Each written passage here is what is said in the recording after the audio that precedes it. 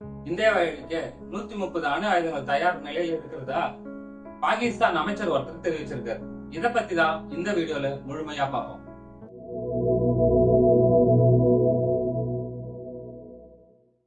ஜம்மு காஷ்மீர்ல பல்காம்ன்ற பகுதிக்கு பக்கத்துல கடந்த 22ஆம் தேதி பயங்கரவாதிகள் 22 டூரிஸ்ட சுட்டு கொண்டாங்க.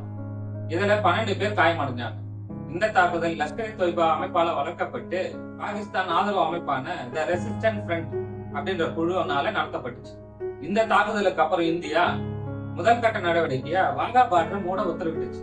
இந்தியாவில் இருக்கிற பாகிஸ்தானை சேர்ந்தவங்க 48 மணி நேரத்துக்குள்ள இந்தியா விட்டு வெளியேறும்படி இந்திய அரசு உத்தரவிட்டுச்சு. சிந்து நதி ஒப்பந்தத்தை தற்காலிகமா ரத்து செஞ்சது இந்தியா. சிந்து நதிய இந்தியா 20% பாகிஸ்தான் 80% பயன்படுத்துது. இந்த ஒப்பந்தத்தை நிறுத்தி வைக்கிறதுனால சிந்து நதியில பாயிர தண்ணிய தடுத்து நிறுத்தணுமா அப்படின்னு கேட்டா இல்ல. ஏன்னு பார்த்தா சிந்து நதியை தடுத்து நிறுத்தத்துக்கான போதுமான நம்ம நாட்டுல கிடையாது.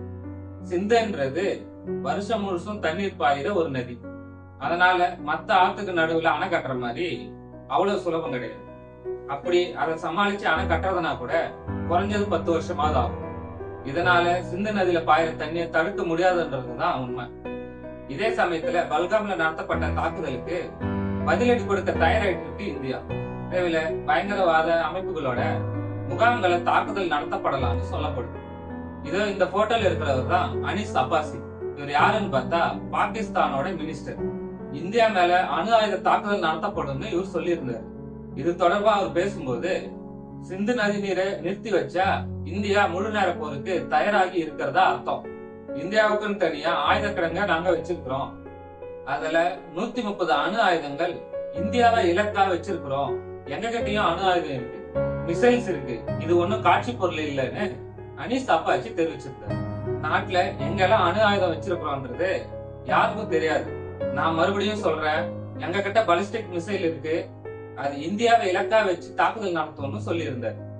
இதுல இருந்து என்ன தெரியுது அப்படின்னு பார்த்தோம்னா சிந்து நதி அவங்களுக்கு எவ்வளவு முக்கியம்னு இதுல இருந்து நம்மளுக்கு தெரியும்.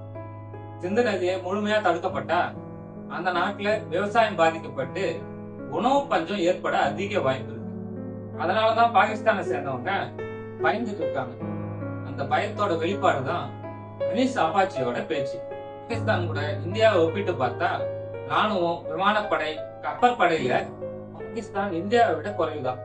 அதனாலதான் தீவிரவாதத்தை வளர்த்து விட்டு இந்தியாவை அடிக்கடி சீண்டிட்டு இருக்கு. இதுக்கு இந்திய ராணுவம் மூலமா தக்க பதிலடி கிடைக்கும். மக்களே, இந்த கான்டென்ட் பத்தியான உங்களோட கருத்துக்களை கமெண்ட்ல சொல்லுங்க. இந்த வீடியோ பிடிச்சிருந்தா சப்ஸ்கிரைப் பண்ணுங்க. மீண்டும் அடுத்த வீடியோவில் சந்திப்போம்.